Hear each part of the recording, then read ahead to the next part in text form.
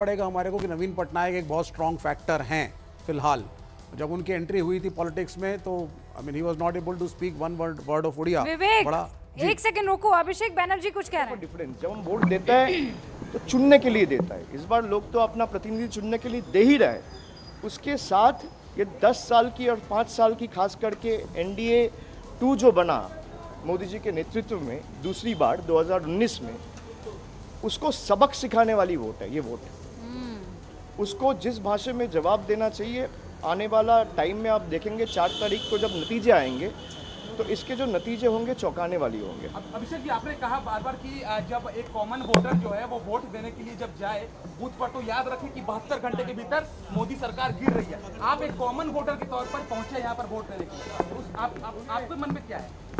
भाई मेरा मन में यही है कि जो मैंने ग्राउंड में देखा, मैं 3 महीना ग्राउंड पे रहा हूँ और मेरा जितना समझ है मैं आपको इतना जरूर कह सकता हूँ 2014 में पहली बार ममता बनर्जी के भतीजे मैदान में उतरे, जीत हासिल की, 2019 में जीत हासिल की और इस बार फिर से ताल ठोक रहे हैं। अभिजीत दास इनके खिलाफ है और एक प्रतीकुर रहमान। विवेक जी, आप ही की पार्टी वाले हैं।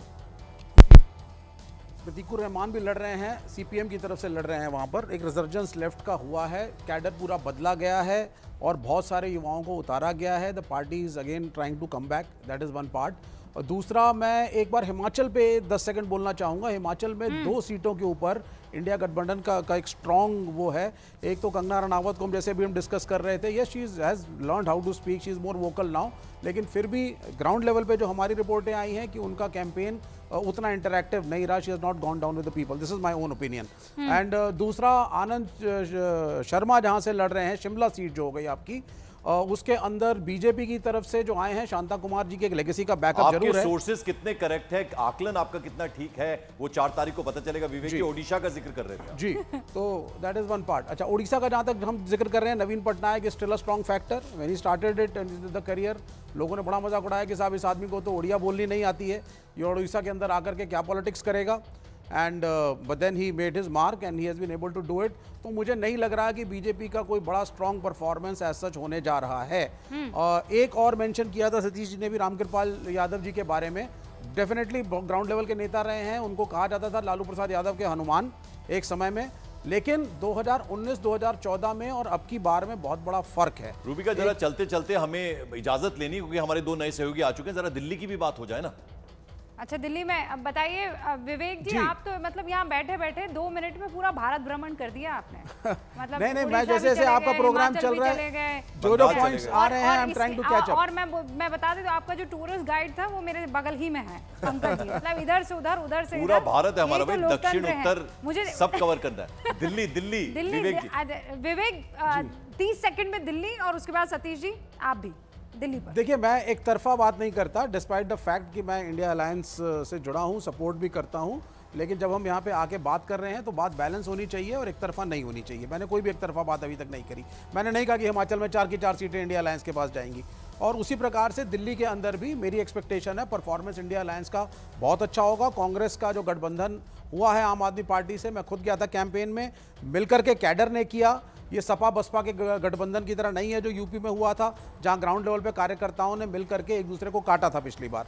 तो ये गठबंधन बड़ा स्ट्रांग है, इसमें 7 में से 3 से 4 सीटें डेफिनेटली इंडिया गठबंधन की तरफ। ये जो विवेक कह रहे हैं ना, मैं कल आपको मैं नाम नहीं बताऊंगी, लेकिन हम लोग चर्चा कर रहे थे तो एक शख्स ने ये कहा कि ये जो था ये लीथल भी साबित हो सकता है इंडिया गठबंधन के लिए। वो कैसे कि मान लीजिए आम आदमी पार्टी से कोई नाराज है और उसको सेम आइडियोलॉजी की किसी दूसरी पार्टी को वोट करना है, पर वो तो है ही नहीं क्योंकि दोनों मिल गए हैं, तो करे क्या? या तो नोटा जाएगा या बीजेपी जाएगा। ये एक बड़ा मुद्दा हो सकता है जब दिल्ली में वोट पड़ा होगा। देखिए, बीजेपी का कोर वोटर कभी भी 32-33% से कम रहता नहीं है दिल्ली में, चाहे सामने नोटा हो, सामने कोई हो, उतना तो रहेगा। वो जो फ्लोटिंग वोटर जो इधर से उधर वाले होते हैं, या चाहे वो 67-62 जो भी आम आदमी पार्टी की सीटें आई हो, रहता इतना ही है भाजपा का। बात यह जो रिमेनिंग है वो किधर है, वो रिमेनिंग है इस बार। ऐसा नहीं है कि नहीं, वही डिसाइड करेंगे। ये एक बात ये है। दूसरी बात, मैं बार बार सब जगह यही बोल रहा हूं, और आप देखिएगा, ये मेरा कोई एग्जिट पोल, ना मैं पोलस्टर, ना कोई सर्वेयर, ना कुछ हूँ भाई। जो मेरे को समझ में आता है वो बोलता हूँ बस। इस बार कम से कम 200 सीटों में 200 नोट डाउन, इसको आप देख लीजिए, ऐसे दे रहा हूं। 200 सीटों में आपको इतना कम मार्जिन से वोटिंग फैसला होने वाला है। 20,000, 30,000, 40,000, 50,000, इसको कोई बहुत ज्यादा मत मानिएगा, ये कम ही होता है लोकसभा के क्षेत्र। अरे पर ये तो मॉरल विक्ट्री वाली बात हो गई ना। मॉरल विक्ट्री नहीं, एक्चुअल विक्ट्री की बात है, एक्चुअल विक्ट्री की बात है। सुनिए, एक लाइन और सुन लीजिए।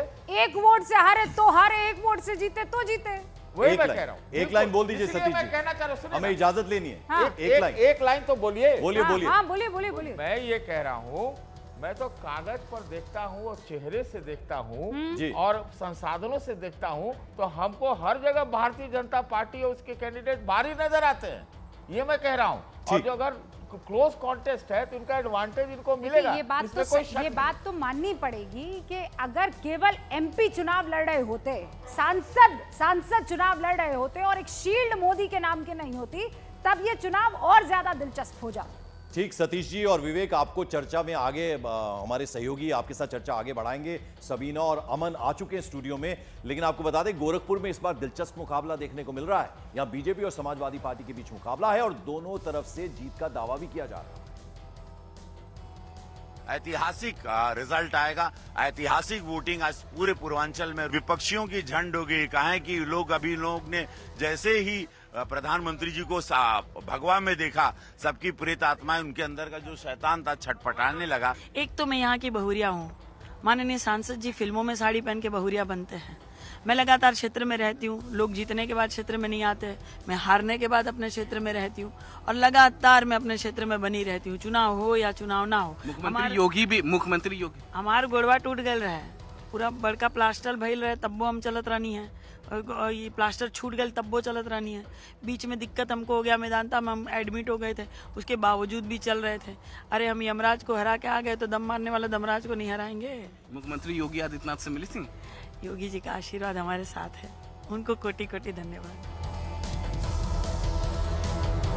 नमस्कार, आपके साथ मैं हूं सबीना तामंग देशमुख और 7 राज्य, 1 केंद्र शासित प्रदेश, 57 सीटें, मतदान जारी है। महा कवरेज न्यूज़ 18 इंडिया की इस वक्त आपके सामने। देखिए लकी 7 कह लीजिए, क्योंकि 7वां चरण है, अंतिम चरण है और आज कुछ घंटों बाद जो है वो तय हो जाएगा कि देश में किसकी सरकार बनने जा रही है। कम से कम लोगों के दिमाग में